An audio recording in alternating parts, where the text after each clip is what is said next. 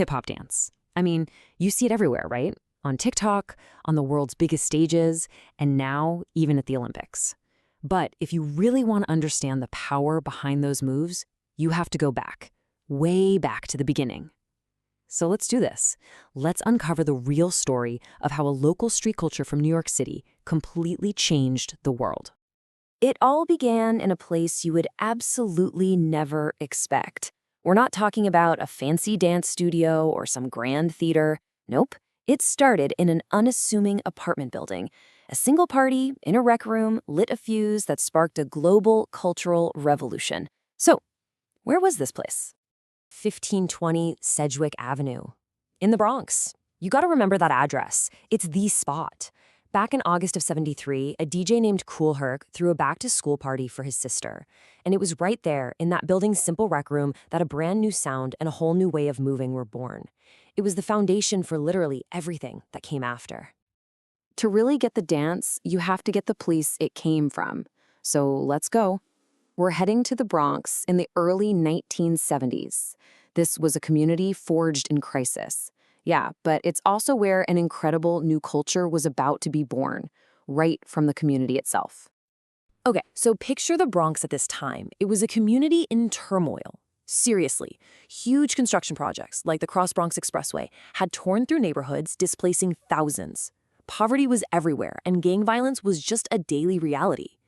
But, and this is the amazing part, it was right in the middle of all that hardship that this powerful new wave of creativity started to bubble up. So how'd they do it? With the block party.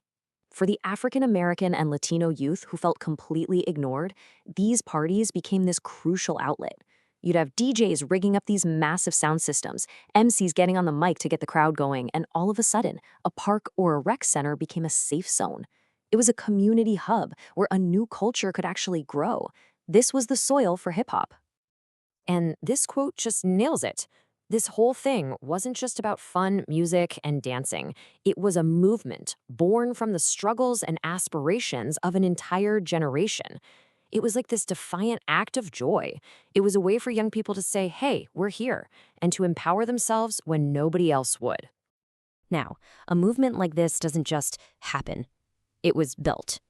It was built by these visionary innovators, true architects who didn't just play the music or do the dance moves.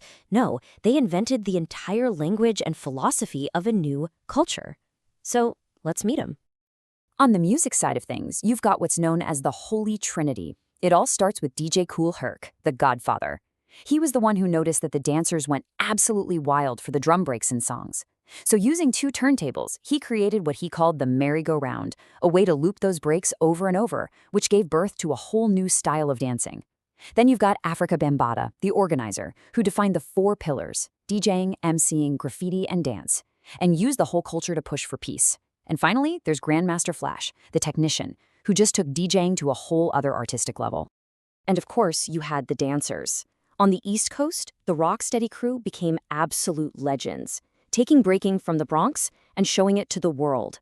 But at the very same time, all the way out on the West Coast, you had crews like the Lockers, who were making the funk style of locking famous on TV, and the Electric Boogaloos, who were inventing these mind-bending styles like popping and boogaloo.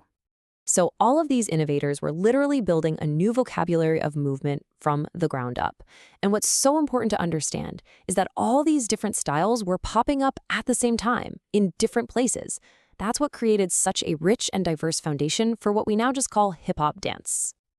The culture basically had two major birthplaces. Over on the East Coast, you had breaking. It was born directly from Kool Herc's breakbeats, and it was super acrobatic, high energy, all about floor work. Meanwhile, on the West Coast, you had the funk styles like locking and popping. These were more about character, creating illusions, and were danced to funk music. They started out totally separate, but pretty soon they'd start influencing each other in a massive way. And right at the heart of this whole culture was the cypher. And look, it's not just a circle of people watching. It's the arena, it's the stage, and it's the classroom, all rolled into one. It's where you went to prove your skills, battle for respect, and invent new moves right on the spot. The cypher is the sacred space where the culture gets passed on. But you know, it wasn't all about these intense battles. The culture also gave us these incredibly fun, super accessible social dances. I'm talking about the Running Man, the Cabbage Patch, the Roger Rabbit. These party dances spread like wildfire, mostly through music videos, and they made hip-hop something everybody could be a part of, no matter how skilled you were. And that incredible foundation set the stage for something huge. This hyper-local culture from the Bronx was about to start a journey that would take it from neighborhood block parties to the global stage. Just look at this timeline. It's an explosion. In the 70s, it's a secret that pretty much only New York knows about. Then, boom, the 80s hit. Movies like Flashdance and Beat Street put breaking on the big screen, and a worldwide craze just ignites. By the 90s, it's all over MTV. The 2000s, well, that brought YouTube, which connected dancers from every corner of the globe and fueled an insane amount of innovation. And it all leads to 2024 and the Olympic Games. Yes, the Olympics. In Paris in 2024, breaking officially became an Olympic sport. A total of 32 of the world's best. 16 b-boys and 16 b-girls competed for gold. I mean, talk about validation. A journey that started in a Bronx rec room had finally reached the world's most prestigious athletic stage. It's incredible. But to just see hip-hop dance as a series of athletic feats or, cool moves, that's to miss the entire point. Its lasting legacy is that it has always been about something much, much bigger than that. This right here is the key. It's the main takeaway. You'll hear this over and over from the pioneers, from the dancers today. Hip-hop is not just steps, it's a culture. The moves are almost meaningless if you don't understand the history, the values, and the community they came from. So why do we say it's a culture? Because it gave a powerful voice to kids whose society had basically written off. It gave them a deep sense of identity, of pride, of belonging that was stronger than gang rivalries. It was a rebellion against tough circumstances, for sure, but it was also this vibrant celebration of life. It was, and it still is, a tool for survival and for self-expression. And don't think for a second that this spirit is ancient history. Not at all. Every single time you see a viral dance challenge pop up on TikTok or Instagram, you are watching the modern version of the cypher. It's that exact same impulse to share moves, to innovate on them, and to build community through dance. The stage has just changed from the street corner to your smartphone screen. So, from a Bronx block party all the way to an Olympic podium, hip-hop dance has always been about giving a voice to the voiceless. It's just this powerful testament to how creativity can blossom out of hardship and go on to change the world.